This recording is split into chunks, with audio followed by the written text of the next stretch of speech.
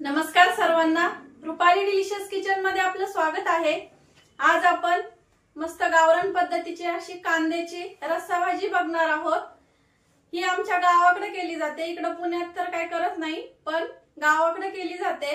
तर म्हटलं चला मस्त साध्या सोप्या पद्धतीमध्ये अशी आज आपण कांद्याच्या पातीची रस्सा भाजी बघणार आहोत। तर मग चला साहित्य बघूया आणि रेसिपीला सुरुवात करूया। आणि रेसिपी आवडली तर रेसिपीच्या शेवटी लाईक करायला विसरू नका आणि व्हिडिओ स्किप न करता संपूर्ण बघा। तर मग चला आता साहित्य बघूया आणि रेसिपीला सुरुवात करूया। तर साहित्य खूपच कमी लागतं, अगदी कमी साहित्यात होती आणि झटपट होती ही भाजी। तर आता साहित्य घेतलंय, एक गड्डी मस्त कांद्याची पात कट करून आणि धुवून घेतली आहे स्वच्छ। आपल्याला वाटण्यासाठी शेंगदाणे, हिरवी मिरची, लसूण आणि जिरं लागणार आहे आणि चवीपुरतं मीठ घेतलंय, कारण कांद्याच्या पातीची रस्सा भाजी करायची आहे, त्यासाठी आपण वाटण वाटून घेऊया आधी। तर मिक्सरच्या भांड्यामध्ये असे शेंगदाणे घेतले, हिरवी मिरची, तुम्ही कमी अधिक करू शकता हिरवी मिरची, तुम्ही किती तिखट खाता त्यानुसार, आणि लसणाचे आपल्याला इथं पाकळ्या टाकून घ्यायचे आहे। सगळे नाही टाकले मी, 4 ते 5 उरवले आहे, आपल्याला फोडणी द्यायला लागेल म्हणून। वाटणामध्ये आपल्याला अर्धा चमचा जिरं टाकून घ्यायचंय। आता हे खूप जास्त बारीक पण नाही वाटायचं आपल्याला हे वाटण, आणि खूप जास्त असं दरदरीत पण नाही वाटायचं किंवा खूप जास्त फाईन पेस्ट पण नाही तयार करायची, असं मध्यम मध्ये आपल्याला वाटण तयार करून घ्यायचंय। दाखवते मी पुढं। तर आपण इथं वाटण वाटून घेतलंय, हे बघा अशा पद्धतीमध्ये। थोडंसं पाणी टाकलंय, अर्धा ग्लास, आणि आधी सुक्क वाटायचं थोडंसं, 1 चक्कर। नंतर आपल्याला थोडंसं पाणी टाकायचं, म्हणजे अंदाजे अर्धा ग्लास टाकलंय मी इथं पाणी, आणि अर्धा ग्लास पाणी टाकून पुन्हा आपल्याला मिक्सरला फिरवायचं आहे। आता भाजीला फोडणी देऊन घेऊया। तर कढई गरम करायला ठेवली आहे, कढईमध्ये आपल्याला 1 ते 1.5 पळी तेल टाकून घ्यायचं आहे। तेल पण तुम्ही कमी अधिक करू शकता।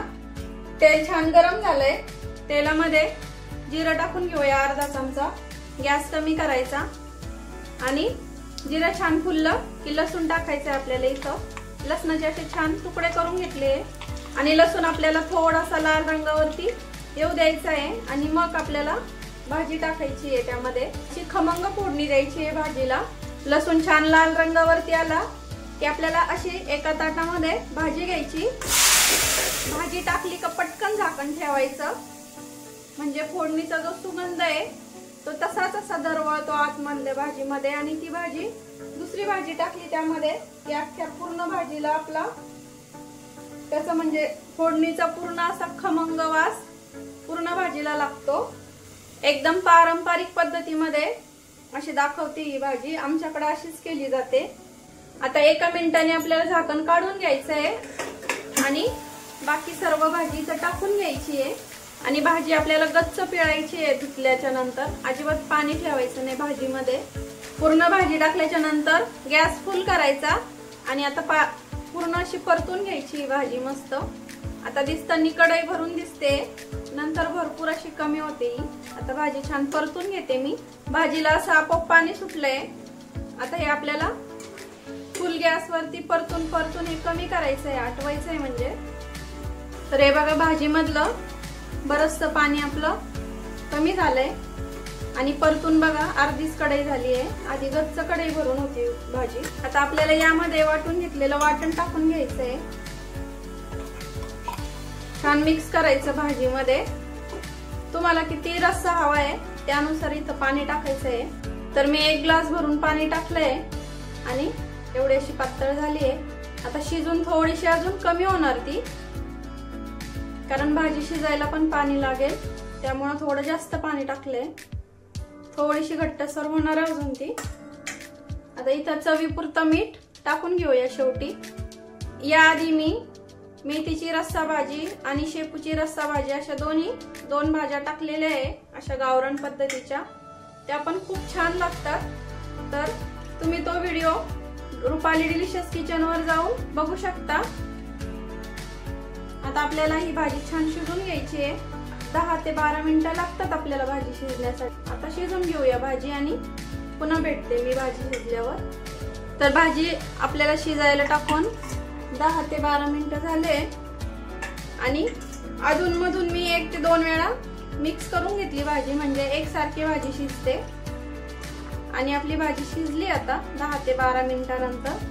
तर थोडीशी मॅश करून बघायची बोटावर घेऊन, हे बघा छान शिजली आहे। आता सर्व करून घेऊया। तर आपली अशी गरमागरम कांद्याची रस्सा भाजी तर तयार झालेली आहे। भाकरी चपाती सोबत कशा सोबतही खाऊ शकता, पण बाजरीची भाकरी ज्वारीच्या भाकरी बरोबर एकच नंबर लागते। मस्त अशी गरम गरम कांद्याची रस्सा भाजी, पात आणि त्यासोबत मस्त गरमागरम अशी बाजरीची किंवा ज्वारीची भाकरी, एकच नंबर बेत।